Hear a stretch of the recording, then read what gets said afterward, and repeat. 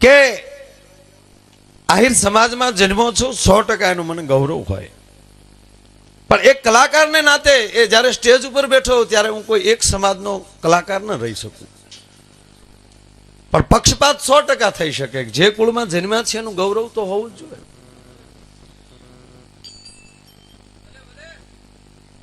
ભગવાન કૃષ્ણ જે આપણે ખોરડે આવ્યો ભીખુભાઈ, પેલો આભાર તો ભોળિયાનાથનો માનવો પડે આપણે. પૂજ્ય મોરારી બાપુજી હમણાં તાજેતરમાં ભગાભાઈ અહીંયા કથા અને એ જ સોપાઈ લઈ અને આખા સમાજને ઉજળો કરી દેખાડ્યો. બાપુ કામને જ્યારે ભગવાન શિવે મારી નાખ્યો, કામને જ્યારે દેવતાઓએ મોકલ્યા ભગવાન શિવ પાસે કામદેવને, જાઓ કામદેવ ભગવાન શિવને જાગૃત કરો, અને ભગવાન શિવે જ્યારે કામને બાળીને ભસ્મ કરી નાખ્યો ત્યારે એની પત્ની રતી રડતી રડતી આવી અને ભગવાન શિવને એમ કહે છે કે મારા પતિને તમે ઠપકો આપ્યો હોત અથવા તો એને દૂર થકેલો તો હાર, તમે એને મારી નાખ્યો, શું મારા ધણીનો દોષ? દેવતાઓનો હુકમ ન કરે તો ઈ દંડ આપે, તમારી પાસે આવ્યો તો તમે બાળીને ભસ્મ કરી નાખ્યો.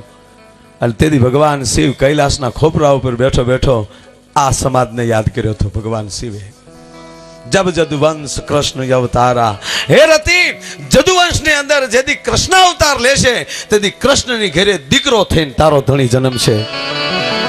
કહેવાનો અર્થ જે સમાજને ભગવાન શિવ પણ યાદ કરતો હોય અને તુલસીદાસ પણ રામાયણમાં યાદ કરતા હોય, મેં અહીર નીજ તુજ દાસા,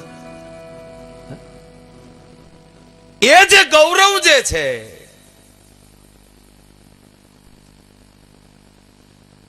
ધરાવીને ધાનન નીપજે, કુડવીન માડું ન હોય, જેસલ જખરા નીપજે, જેની માં હોતલ પદમણે હોય. આપણે એમ કહે છે કે આપણો સમાજ અભણ, આપણો સમાજ આપણી વૈશમાં હમણાં થોડાકમાં બગડ્યું.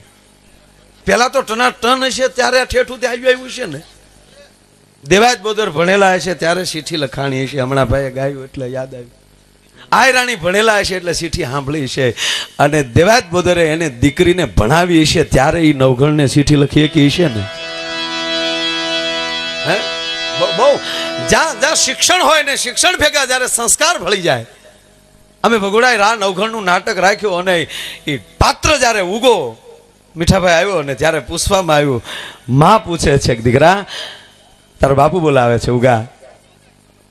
ખામાં મેં જોયા રાજના માણસો આવ્યા છે. છોકરો એક 7 વર્ષનો એક ભવાઈ રમનારો વ્યાસ બ્રાહ્મણનો છોકરો ઘડીક ઉગો બની જાય સાહેબ પાત્રમાં. છોકરાની ખુમારી જોઈ અમે. દીકરા ત્યાં જવાનું છે પણ દુશ્મનો તારું માથું કાપી નાખશે બેટા. અને તેથી ઉગાએ જવાબ આપ્યો કે માં, હું તને ધાવીને મોટો થયો છું, તારો ખોળો ખૂંદીને મોટો થયો છું. મારા માવતર ઉપર ભીડ પડે આ તો એક મસ્તક છે, ને કદાચ રાવણ ઘોડે 10 માથા મને હોત ને તો મારા માવતર હાટું હું 10 માથા કુરબાન કરી નાખત. કહેવાનો સુર કે એ જે ખુમારી જે આવે છે અંદરથી આવે છે. આના ઇન્જેક્શન, આના પોરના પલા છોડાવવા કે આના ઇન્જેક્શન દેવાના હોય? આજે અત્યારે રૂપિયાની ઘોર થાય એના કઈ પમ્પિંગ કરવાના હોય કે બે એક ટીકડી આપો ને મારે જો ડાયરામ જવાનું પછી જોઈ લો. ટીકડીઓ 3 કલાકે પૂરી થઈ જાય, પણ પોતાતણો અંદરથી પાવર જ્યારે રાશિ આવી જાય ત્યારે માણસ એમ કહેવાય જીવે ત્યાં સુધી પાવર જતો નથી. આજ કવિ કાગ એમ કહે છે કે એમાં તારા ફળિયાની અંદર અખિલ બ્રહ્માંડના અધિપતિને જ્યારે હું રમતો જોઉં છું ત્યારે મને એમ થાય કે જશોદા તારા કેટલા ભવના પૂન. અને આ બહુ સારી વાત, આપણને મોજ આવે ને, આપણને અનુકૂળ લાગે એવું જીવવું, પણ મૂળ તત્વ ન ભૂલી જવું. આમાં કઈ બધા કોક એમ કે આમ કરો તો હારું, કોક કે આમ કરો તો હારું, કોક કે આ નંગ પહેરો તો લાભ થાય, ને કોક કે આવો દોરો કરાવો તો માતાજીનો, ને ઈ કાંડે બાંધો કે બાવડે બાંધો ડોકે બાંધો તો હારો થાય, કોઈ વળે કે પગને અંગૂઠે ધોળો દોરો બાંધો બહુ સારું થાય. આમાં જેને જેને જ્યાં જ્યાં સારું થયું છે ત્યાં બાંધ્યા છે, આપણે બધે બાંધવા બેસીને જ મરી જાય. આ એક ઘણી વાર આપણે કહીએ ને કે જેની પત્નીનું કીધું માને એ સુખી થાય. રાવણ જો મંદોદરીનું કીધું માન્યો હોત ને માં જાનકીને દઈ દીધા હોત તો એ સુખી છો હોત ને હજી લંકામાં બેઠો હોત. જો એની પત્નીનું કીધું રાવણ માની જાત, એનું કીધું કરત તો રાવણ સુખી થાત. આ રામે એની પત્નીનું કીધું ને દુખી થયા. જાઓ મૃગલો લઈ આવ્યો ને સીધા ગયા. આ કીધું કર્યું ને હલવાણા, ઓલે કીધું ન કર્યું ને હલવાણું. નકર રામે કીધું હતું કે બે સાની મને અહીંયા 14 વર્ષ રહેવાનું, આવા મૃગલા ત્યાં નીકળ્યા જ કરે. અને લક્ષ્મણ મારી આવી છે, એમાં કઈ મારે ન જવાનું. આમાં કોણ ક્યારે કેમ હલવાઈ નક્કી નથી. આપણને કેવી રીતે જીવતા ફાવે, આપણને કયો રોડ અનુકૂળ પડે. અત્યારે સોમનાથ જવું હોય ને તમે 5 જણાને પૂછો ક્યાં રોડે જાય એટલે સારું, એટલે કોક નાગેરીથી જવાનું કહે કે ભલે તૂટલો ફાટલો પણ રોજનો હાઈવે તો કરો. કોક વળી એમ કહે કે તમે ખાંભા થઈને નાલી પૂછ્યું ને આમ થઈને વિયા જજો. બીજા જયારે કેળા સીંધે છે ત્યારે આપણને એમ થાય કે એ અજાણ્યું પડે. ત્યારે હમણાં એક ભાઈ જૂની ગાડી લાવ્યો, જૂની ગાડી લીધી. મેં કીધું ભાઈ પૈસાની ફેર છે ને જૂની ગાડી શું કામ લીધી? મને કે કેળાની જાણકાર હોય ને એટલે.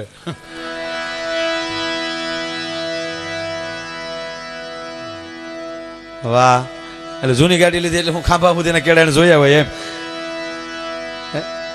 એ તો સ્ટેરિંગ તમારા હાથમાં છે, તમારે ક્યાં રોડે જવું એમ. એમ આ સમાજ બેઠો છે ને, મારા બાપ બહુ જૂનો છે,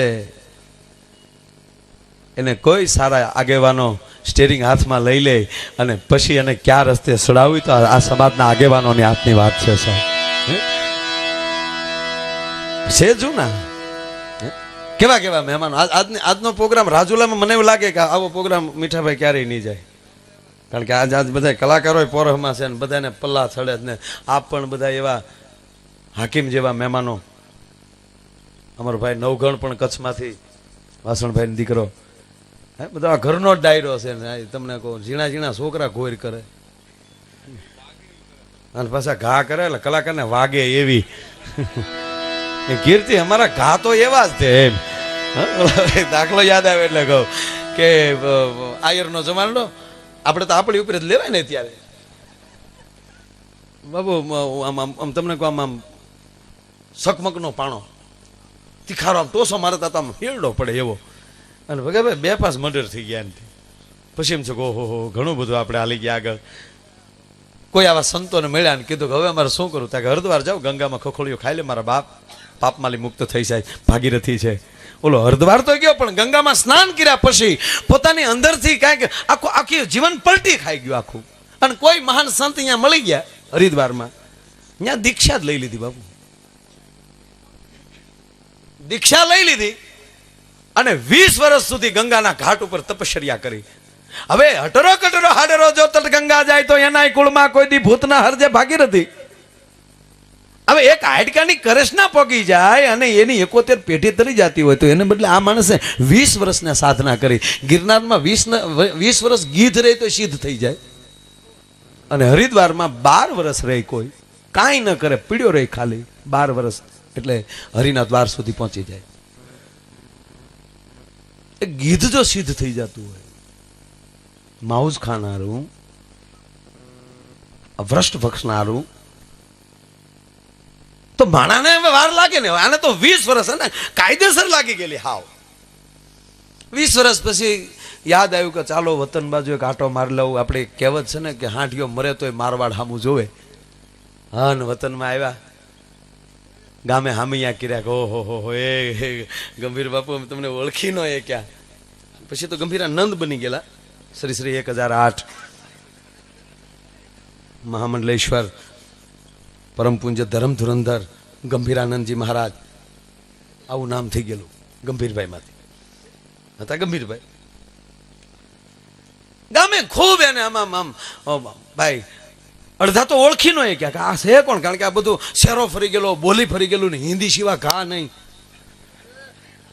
વરસાદ પાણી કેવા પીડ્યા હે. હું જો હિમાડે મેં વાંકા બાવળ થાય ઊભા હે કે વાવાઝોડામાં પડી ગયા હે. કારણ કે 20 વર્ષ પછી આવ્યા, જે ઝાડવે ભાઈ જે લંગર નાખેલા બધા ઝાડવા યાદ કર્યા. ખૂબ રોકાણા અને પછી અમુક સમય રોકાણા પછી એને કીધું કે અચ્છા તો મેં ફિર હરિદ્વાર કે ઓર પ્રસ્થાન કરું. ગામના કે બાપુ હવે રોકાઈ જાવ ને આવ્યા છો તો 20 વર્ષ ત્યાં ભજન કર્યું અને હવે આ ગામ નહીં તારો. આમાં બાજુમાં એક જગ્યા હતી, હમણાં જ મહાત્મા સેતી ગયા, જગ્યા હાવ ખાલી છે તો ત્યાં ભજન કરો ને. ગામના કહેવાથી જગ્યા રોકાઈ ગયા, પણ ભજન સિવાય બાપુ બીજું કાંઈ નહીં. અંદર લબો લબ ભજન ભરેલું. રાત પડે હાથમાં રામસાગર લઈ લે, કારે દી ઉગી જાય એને ખબર ન પડે, આંખમાં આહુડા પડતા હોય, રામસાગરના તાર ઉપર આવે અને રામસાગરના તારને પોતાની આંગળીના ટેરવા લાગે અને એમ કહેવાય આહુડાની સોળું છૂટતી હોય. એમાં એક દી ઘટના એવી ઘટી કે રાતના ભગવે 4 સોર આવ્યા. એને એમ થયું કે આ મહાત્મા કઈક કહમાં હશે, આવીને કોણી મારી કે હે બાવા હોય એ કાઢ. એટલે આને કીધું જે છે એ કાઢું છું. પૂજ્ય મોરારી બાપુ ઘણીવાર કથામાં કહે ને કોઈ તમને ગાળું દે ને તો એનો રંજ ન કરતા, એ ગાળું નથી દેતો, એનો પરિચય આપે છે કે મારી અંદર આ વસ્તુ પડી છે. એટલે મહાત્માએ કીધું કે જે હોય કાઢવાનું કહેતો તો મારી અંદર ભજન પડ્યું છે એ કાઢું છું, અને તારે લૂંટવું હોય તો મંજીરું લઈને બેસી જા બાજુમાં, લૂંટી લે તારે લૂંટવું હોય તો. હવે ભજન વાળવા થામાની કાઢીની નકર બીજી થાય. હવે આ બીજી કરીને તો ગયો તો તારો બાપ. એટલે આને 2 વાર કીધું કે રહેને દો બચ્ચા, કે બચ્ચા નહીં, હવે બચ્ચાનો દીકરો થામા હોય કાઢની. અને જેમ જેમ બોલો ચોર મળ્યો ગાળું દે એમ બાપુ તુંબડેલી રામસાગરમાં રામસાગર હતો અહીંયા તુંબડા પહેલા હાથ મળ્યો ઉપર જવા. રહેને દો બચ્ચા, રહેને દો બચ્ચા. હવે રહેવા વાળી થામા હોય કાઢ નકર બીજી થાય. એ ત્રીજી વાર બીજી કીધું ને તો મીઠા ભાઈ રામસાગર ફરી ગયો આખો. તુંબડું નાખ્યું ભીતડામાં, વાહડો કર્યો છૂટો. હોય ઝાટકી ને ચોરના વાહામાં ઉભે બળડે નાખ્યો તો ચોર પડી તો ગયો પણ પીડ્યો બોલ્યો કે ગંભીર ભાઈ કે નહીં.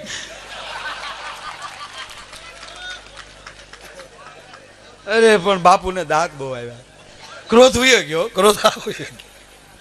એ કે આ મારો પરિવાર મને ન ઓળખી ગયો, મારે પરિચય દેવો પડ્યો કે હું ગંભીર, ઈ જ ગંભીરાનંદ. તો આ અંધારામાં નથી મારું મોઢું બરોબર દેખાતું, અને આ અંધારામાં ઓળખી કેમ ગયો? પછી કીધું ભાગતો તારા બાપના, હવે નહીં મારું, હવે તો ન મારું. પણ ભલામણા ઈ તો કે તું ઓળખી કેમ ગયો?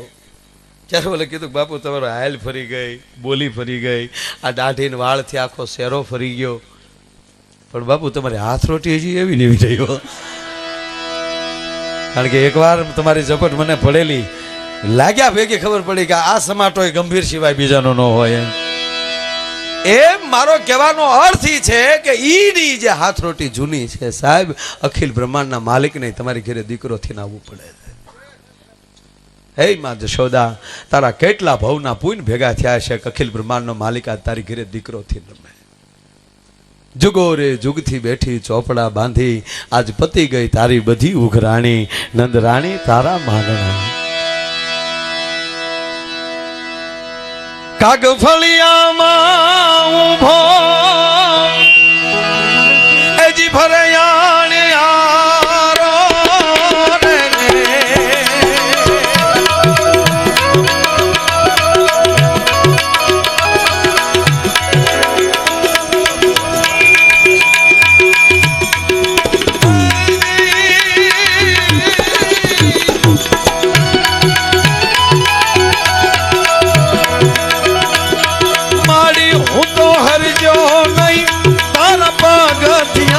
જોને પાનો રે નંદરાણી તારા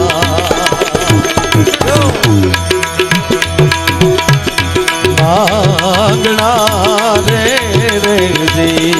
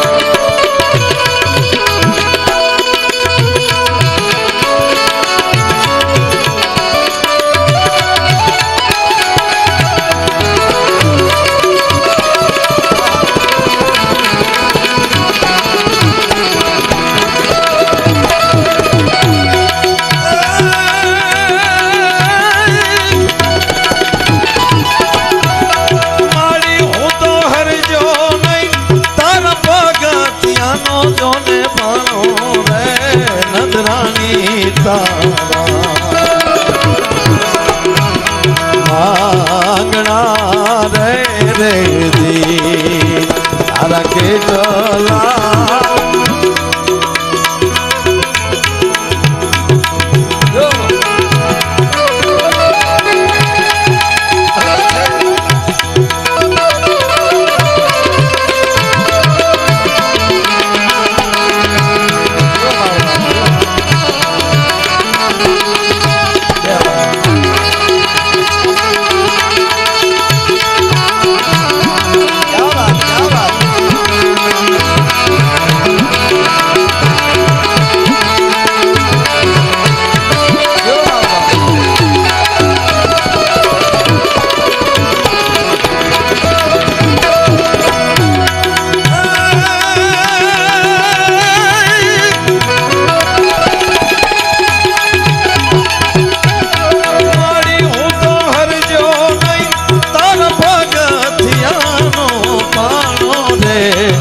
રાણી તારા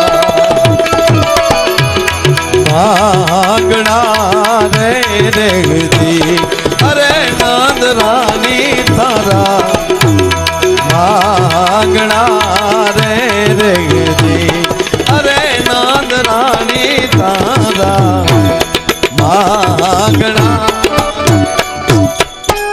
હે માં હે ભગવતી મને એમ થાય કે જો હું તારા પગથિયાનો પાણો બન્યો હોઉં તો અખિલ બ્રહ્માંડનો માલિક મારી ઉપર પગલિયું પાડીને પછી તારી ઓહરીમાં આવત અથવા તો ઓસરીથી નીચે ફળિયામાં આવત ને તો મારી માથે પગ મૂકીને પછી આવત જો હું પગથિયાનો પાણો બન્યો હોત